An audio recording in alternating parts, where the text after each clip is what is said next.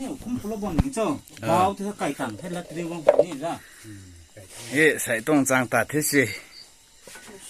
แล้วเธอเฮียเนี่ยตัวนี้มาแล้วไงเนี่ยตัวนี้เป็นได้ยาท่าจ้ะสะสู้นี่จ้ะเสียวบอกกันนะคือจะฮือสิปรุทุสวยปลาค่ะจีนี่พอฮอดเฮาเขียนรุทุไอ้นี่ไก่ผลตันแท้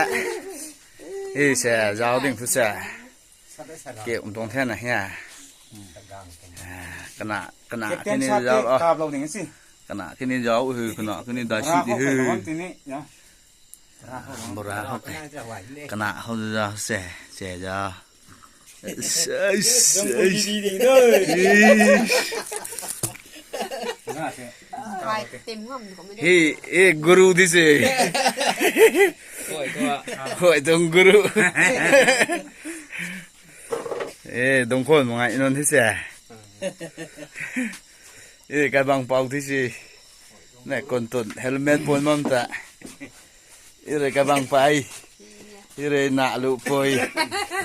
นี่บ่าวไม่ขัดเทนสันอุทินซะอายก็บ่มังเนี่ยบ่แน่นสุดามาเฮ็ดตลาดส่วนบ่มีซ้อนี่หนูระๆมั้ยเถอะที่เราเนี่ยปากแก้มในตัวเปิ้นได้เท่านี้ช่วยที่ลองเถอะเราเป่าสนิทได้ชื่อเราเหรอฮะดงคนมันไม่ถึงที่สินี่สิยานังขังเจ้าเราไปกันขอตัวไปตรงราชาเรานี่ว่าสานุเมลานี่ชาจาสักแต่ไงเฮ็ดตลอดกี่ท่อสักแต่ละห้าใช่เราต้องให้ดิฉันซะเหรอฮะเจ้ามันจะพ้นได้นี่ถูกต้องมันแค่คือกี่สุดท่อฉันเดาเลยนะครับเพิ่นเด้อปาจะสุริฉันเดาหน่อยเพิ่นเด้อขอปีนน้ำเพิ่นโหไม่ต่อคนน้อยจ้ะ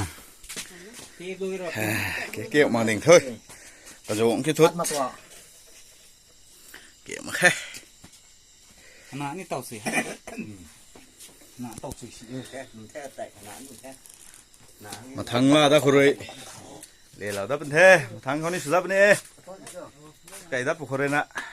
โอ้ยน่าจะสับนั่นหรอเขาน้อยเพิ่น